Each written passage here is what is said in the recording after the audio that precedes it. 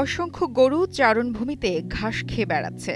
দেখে মনে হতে পারে দেশি বিদেশি বিনিয়োগে বিপুল সংখ্যক গরু পালনের খামার। অবিশ্বাস্য হলেও এই গোচারণ ভূমি মূলত দেশের একটি জাতীয় উদ্যান।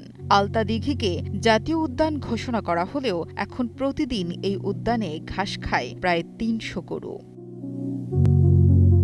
ভারত সীমান্ত বেষ্টিত নওগাঁ জেলার ধামইরহাট উপজেলায় অবস্থিত আলতাদিঘি জাতীয় উদ্যান জনসাধারণকে আকৃষ্ট করার চেষ্টা হলেও দর্শনার্থীর চেয়ে এখন গরুই বেশি দেখা যায়। স্থানীয়রা কোনো বাধা ছাড়াই গরুকে খাওয়ানোর এই সুযোগকে খুব স্বাভাবিকভাবেই দেখেন। ঘাস খাচ্ছে গরু পাখিগুলো উপকার হচ্ছে, আবার বরঞ্চ মাছগুলো আরো উপকার হচ্ছে না। ফার্স্ট আর কিছু বলে না, কিন্তু আরো ভালো আছে, গরু বাছুর দেখতে সুন্দর লাগছে। গরু অনেক চড়ে, খালি আমার একা না, অনেকের অনেক একে চড়ে।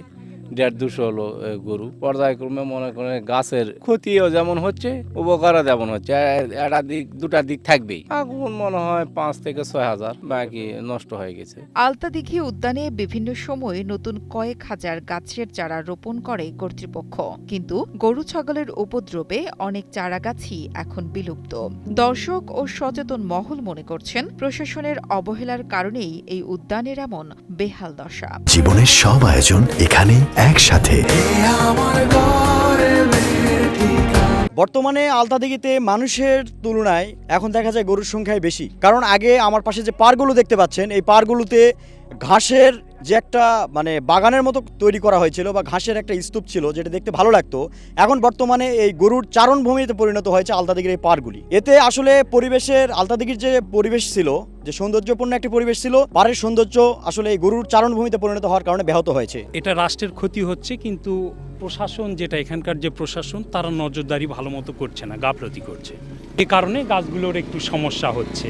পক্ষ সুনজর যেন দেয় এটার উপরে, যেহেতু ট্রাস্টের টাকা, সম্পদের রাষ্ট্রের টাকা। এই একটা গাছ কিনতে হয়তো দেখা গেছে 50 বা 100 বা 500 খরচ হয়েছে, তাহলে এখানে যদি 1 লাখ গাছ যদি লাগানো হয় নতুন করে, তাহলে এটা অনেক একটা বড় অ্যামাউন্ট। তো এই অ্যামাউন্টটা ভালের কারণে, সুনজর না দেওয়ার কারণে গাছগুলো নষ্ট হয়ে যাচ্ছে। 2024 সালে সংস্কারের নামে শুরু হয় খনন ও গাছ কাটা। প্রকল্পে বরাদ্দ হয় 6,49,97,000 টাকা। কাগজে কলমে আলতাদিঘি সংস্কার চলমান হলেও রাষ্ট্রীয় সম্পদ নষ্টের মহোৎসব চলছে আলতাদিঘি জাতীয় উদ্যানে। এ ব্যাপারে অনেকটাই উদাসীন কর্তৃপক্ষ। আলতাদিঘিতে আশেপাশে শত শত গরু, বুঝছেন, করার কিছুই নাই ওখানে। যেমন অবস্থা, প্রতিটা বাড়িতে মনে করেন 10টা-15টা করে গরু।